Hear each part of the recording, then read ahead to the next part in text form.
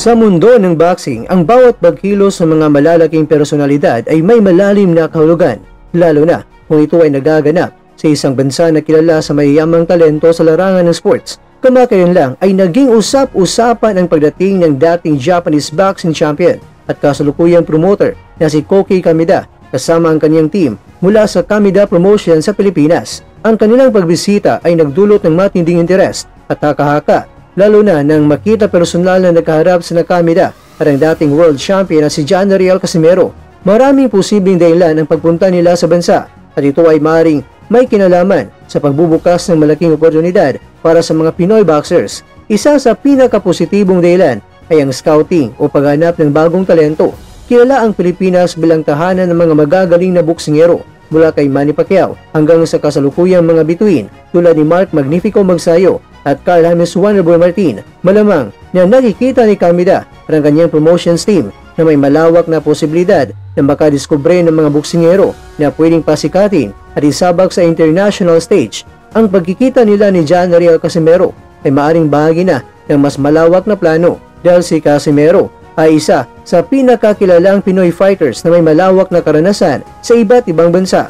Ang kanyang pangalan, reputasyon, ay maaring magsilbing tulay para makilala ng Kameda Promotions ang iba pang potensyal na Pinoy fighters. Bukod dito, maaring layunin ng kanilang pagbisita na magbukas ng kolaborasyon sa pagitan ng Japan at Pilipinas sa larangan ng boxing promotions. Sa nakaraang mga taon, lumago ang interes ng Japan sa professional boxing at bahagi ng estratehiya ng mga promoters ay ang pagkakaroon ng international partnerships. Kung may isa sa katuparan nito, hindi lamang makikinabang ang mga boksingerong Pilipino sa mas maraming laban at exposure sa Japan, kundi pati na rin ang mga Japanese fighters ay magkakaroon ng pagkakataong subukan ang lakas ng Pinoy sa kanilang sariling teritoryo. Isa ring posibleng dahilan, mga kakwento, ay ang pagbuo ng malaking laban na maaring kinasangkutan ni John Riel Casimero mismo. Bagamat maraming pinagdaanan sa kanyang karera, nananatili si Casimero na isang boksingerong may tapang at karisma. Hindi malayong isa sa mga plano ng Kameda Promotions ay i-book si Casimero para sa laban kontra sa isa sa kanilang mga boksingero dahil bukod sa makakatulong ito sa exposure ng kanilang alaga, tiyak na makakaakit din ito ng malaking audience mula sa Pilipinas at Japan. Ang laban ay isang veterano tulad ni Casimero laban sa isang batang talento mula sa Japan ay sigurado magiging malaking kaganapan sa mundo ng boxing. Higit pa rito, ang pagbisita ni Kameda ay maaaring bunga ng personal na paghanga at respeto sa ilang mga panayam. Ipinahayag ni Kameda ang kanyang paghanga sa karisma at fighting spirit ni Casimero. Ang pagkikita nila ay maaaring hindi lamang formal na negosasyon, kundi tanda rin ng pagkilala na isang Japanese champion sa husay na isang Filipino warrior. Sa mundo ng sports, mga kwento, ang ganitong mga pagkikita ay nagiging tulay para sa mas malalim na pagkakaibigan at respeto sa pagitan ng dalawang kultura. Sa kabuuan, maraming posibleng dahilan kung bakit nasa Pilipinas si Koki Kameda at ang kanyang promotions team. Maaari itong scouting para sa bagong talento, pagbuo ng international partnerships, paghahanda sa posibleng laban para kay John Riel Casimero, at higit sa lahat, suportahan din ang alaga ng Kameda ng ating pambato na si Kenneth Ñuber na may laban ngayong August 17 sa Pinas pa mismo ang laban. At higit sa lahat, ang posibleng dahilan ni Kameda ay ang pagpapakita ng respeto at pagkilala sa husay ng mga boksingerong Pilipino.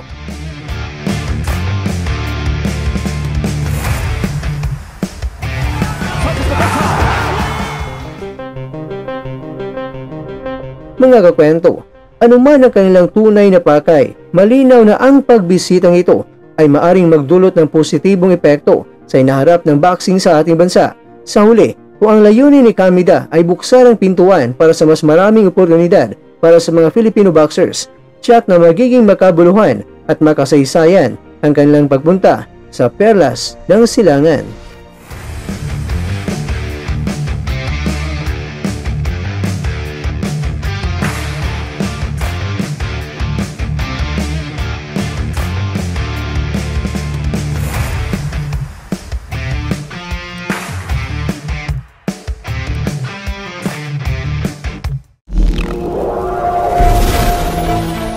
At dyan, nagtatapos ang ating kwento.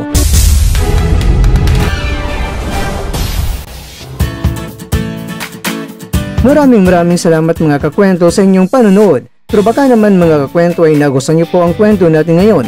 baka pwede niyo po akong mabigyan dyan ng like, subscribe at pa-click na rin sa bell button.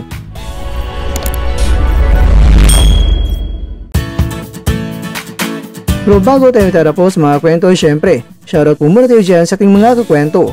Kay Kakwentong Calzada Moto TV, kay Kakwentong Rinaldo Ladiamora, kay Kakwentong Larry Disto, at kakwentong nanonood ngayon, shoutout sa iyo dyan. Bueno, hanggang dito na po muna ang ating kwentuhan, at abangan nyo na po ating susunod na video. At dito lang po yan sa isang channel na kung saan maaring ito'y mga kwentong di pa na kwento sa inyo.